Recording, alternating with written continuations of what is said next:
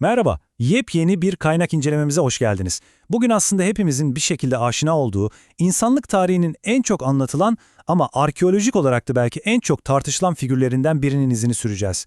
Evet, Hazreti Yusuf'tan bahsediyorum. Biliyorsunuz, üç büyük dinin kutsal metinlerinde kendine devasa bir yer bulur bu isim. Hayatı dilden dile, nesilden nesile aktarılmıştır. Peki ama bu muazzam karakterin sadece inanç dünyasında değil de tarihin ve arkeolojinin o tozlu sayfalarındaki karşılığı tam olarak ne? Gerçekten yaşadı mı yoksa antik hikayelerin bir yansıması mı? Gelin hep birlikte bu gizemi aralayalım. Tamam, şimdi konunun derinine iniyoruz. Hazreti Yusuf tarihte ve arkeolojide gerçekten nerede? Asıl mesele şu aslında. Dini anlatılara baktığımızda son derece kusursuz, detaylı bir hikaye görüyoruz. Ama eski Mısır'ın o devasa taş anıtlarına, hiyerogliflerine döndüğümüzde doğrudan Yusuf adına rastlamıyoruz. İşte bugün tam da bu noktaya odaklanacağız. Kaynakların ışığında inancın o görkemli anlatısıyla arkeolojinin somut kanıt arayışı arasındaki büyüleyici ilişkiye yakından bakacağız. Tabii somut kanıtlara geçmeden önce o hepimizin bildiği klasik anlatıyı şöyle bir zihnimizde canlandıralım. Kardeşlerinin kıskançlığı sonucu atıldığı o karanlık kuyu, ardından Mısır'a satılıp geçirdiği kölelik günleri, haksız yere atıldığı soğuk zindan ve nihayetinde o meşhur rüya yorumlama yeteneğiyle ulaştığı görkemli vezirlik makamı. Yani bu sadece bir insanın hikayesi değil, sıfırdan zirveye yükselişin aslında evrensel bir destanı. Peki, bu destan farklı kaynaklarda nasıl karşımıza çıkıyor? Şöyle ki, Tevrat, Yusuf'u satın alan kişiyi doğrudan Firavun'un muhafızı Potifar olarak isimlendiriyor ve Yusuf'un sonradan vezir olduğunu açıkça belirtiyor. Kur'an-ı Kerim ise daha genel bir unvan kullanıyor. Aziz kelimesini tercih ediyor ve Yusuf'u satın alan kişiye doğrudan bir isim vermeyip sadece Mısırlı adam diyor. Aslında bu unvan ve isim farklılıkları sadece basit birer detay değil. Tarihçiler için dönemi belirlemede kullanılabilecek ilk büyük ipuçları tam da burada saklı. Birinci bölüm, Arkeoloji ve Hiksoslar dönemi. Yani kanıtları aramaya başlıyoruz. Odaklanmamız gereken dönem Orta Tunç Çağı, özellikle de M.Ö. 1663 yılları civarı. Neden mi? Çünkü bu gizemi çözmenin anahtarı bu yıllarda saklı olabilir. Düşünün, bu dönemde Mısır'ı yönetenler yerli Mısırlılar değildi. Evet, yanlış duymadınız. Hiksoslar adı verilen Asya kökenli, yani Sami ırkından gelen göçebe bir topluluk Mısır'ın delta bölgesini ele geçirmişti.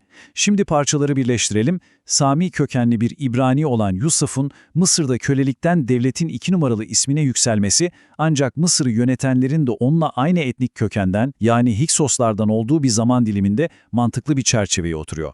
Gerçekten inanılmaz bir tesadüf, değil mi? Şimdi sıkı durun, çünkü asıl ilginç nokta şu.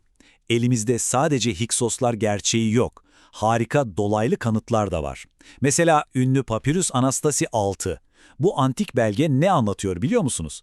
Tıpkı Yusuf'un ailesinin kıtlık zamanı yaptığı gibi kuraklıktan kaçan Sami kökenli çobanların Mısır'ın doğu deltasına girmelerine resmen izin verildiğini belgeliyor. Bitmedi. Hiksosların başkenti Avaris şehrinde yapılan kazılarda devasa erzak depoları bulundu. Bu depolar, Yusuf'un Mısır'ı kıtlıktan kurtarmak için inşa ettirdiği söylenen o ünlü ambarların adeta arkeolojik bir yansıması gibi. Yani taşlar yavaş yavaş yerine oturuyor. İkinci bölüm, isimlerin dil bilimsel arka planı. Gelin biraz kelimelerin izini sürelim. Tevrat'ın kayıtlarına göre Mısır firavunu onu vezirliğe yükselttiğinde Yusuf'a Mısırca oldukça görkemli bir unvan veriyor. Zafnat Paneah. İlk duyduğunuzda kulağa oldukça karmaşık geliyor olabilir ama bu ifadenin Mısır dilindeki kelime karşılığı tek kelimeyle büyüleyici. Gizli şeyleri açığa çıkaran adam. Düşünsenize, Yusuf'un kutsal metinlerdeki o en bilindik, en büyük özelliği neydi? Rüya yorumlamak ve gizemleri çözmek.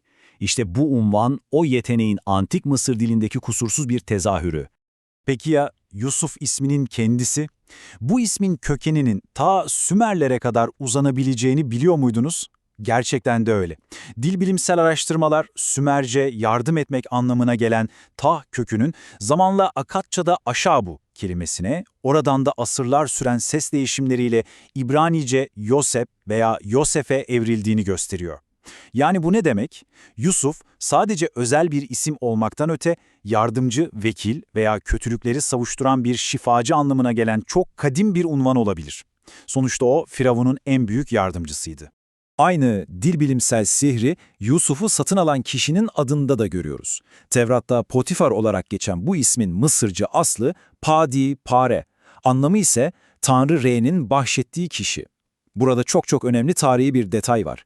Kimi eski kaynaklar Potifar'ı hadım ağası olarak çeviriyor. Fakat işin aslı şu ki Mısır kültüründe sarayda hadım ağalığı diye bir sistem Mezopotamya'daki gibi işlemiyordu.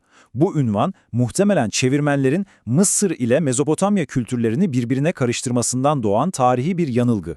Madem saraydan bahsediyoruz, biraz da o dönemin krallarına bakalım. İslam tarihçilerine göre Yusuf'u vezir yapan kral Reyyan bin Velid. Ondan sonra gelen ve iman etmeyen kral ise Kabus idi. Diğer taraftan arkeolojik verileri incelediğimizde Yusuf'un bir Hiksos kralı olan Apopi döneminde yaşama ihtimali çok daha ağır basıyor. Tabii isimler kaynaktan kaynağa değişiyor, bu çok normal.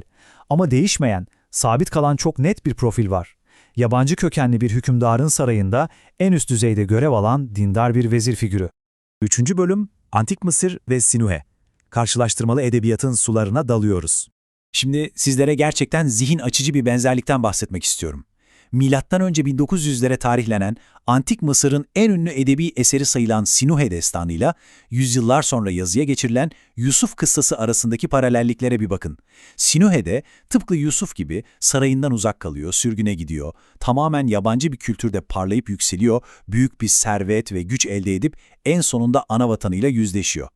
Aradaki bu olay örgüsü ve tema benzerlikleri eski çağlardaki hikayelerin birbirini nasıl derinden beslediğini gösteren harika bir örnek. Ve işin içine dil bilimi girince olay daha da büyüleyici bir hal alıyor. Kur'an-ı Kerim Yusuf hikayesine başlarken ona ahsen el kassas, yani kıssaların en güzeli der.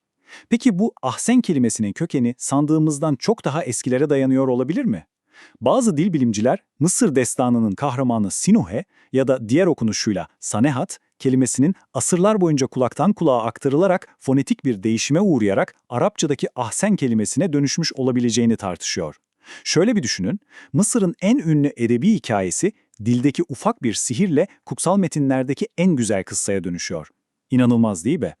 4. bölüm Mezardan çıkan sırlar. Yusuf'un vasiyeti. Yusuf'un hayatının sonuna geldiğimizde hem İbrani hem de İslami kaynakların üzerinde uzlaştığı gerçekten olağanüstü iddialar karşımıza çıkıyor. Yusuf öldüğünde o dönemin Mısır geleneklerine uygun olarak mumyalanıyor. Efsaneye göre naaşı mermer bir tabuta yerleştirilip Nil Nehri'nin serin sularına bırakılıyor. Yüzyıllar sonra Hz. Musa İsrailoğullarını Mısır'dan çıkaracağı zaman bu kadim sırrı bilen bir kadının rehberliğinde o tabutu Nil'in derinliklerinden çıkarıyor ve yanlarında taşıyarak Kenan diyarına, bugünkü adıyla Şekem bölgesine, atalarının yanına defnediyor. Gerçekten de nesiller boyu süren tüyler ürpertici bir sadakat hikayesi bu. 5. ve son bölüm tarih, mit ve gerçeklik. Toparlayacak olursak, bütün bu anlattıklarımızdan çıkarmamız gereken en can alıcı nokta şu. Evet, dürüst olmak gerekirse, elimizde ben Yusuf buradaydım diyen üzerine ismi kazınmış net bir heykel ya da taş tablet yok ama hikayenin geçtiği tarihsel dönemin Mısır'ı yöneten yabancı Hiksoslarla kusursuzca örtüşmesi, o kelimelerin kökenlerinde yatan sarsılmaz dil bilimsel kanıtlar ve papirüslerde okuduğumuz kıtlık dönemi göçebeleri, işte tüm bunlar bize gösteriyor ki, inancın etrafında şekillenen o devasa hikaye kesinlikle boşlukta durmuyor. Tam aksine tarihi gerçeklerle muazzam bir şekilde iç içe geçmiş, çok sağlam bir zemine oturuyor. Bu incelemeyi tamamlarken aslında zihninizde yankılanmasını istediğim çok vurucu bir soru var. Hz. Yusuf tarihin unuttuğu gerçek bir yönetici mi yoksa inancın yüzyıllar içinde inşa ettiği kusursuz bir kurgu mu? Belki de asıl cevap ikisinin tam ortasında.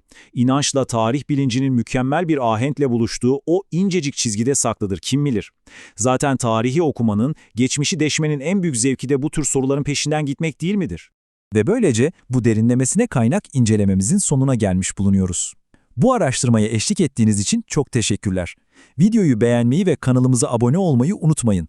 Her zaman bilgiyle kalın, merakla kalın. Bir sonraki incelememizde görüşmek üzere, şimdilik hoşça kalın.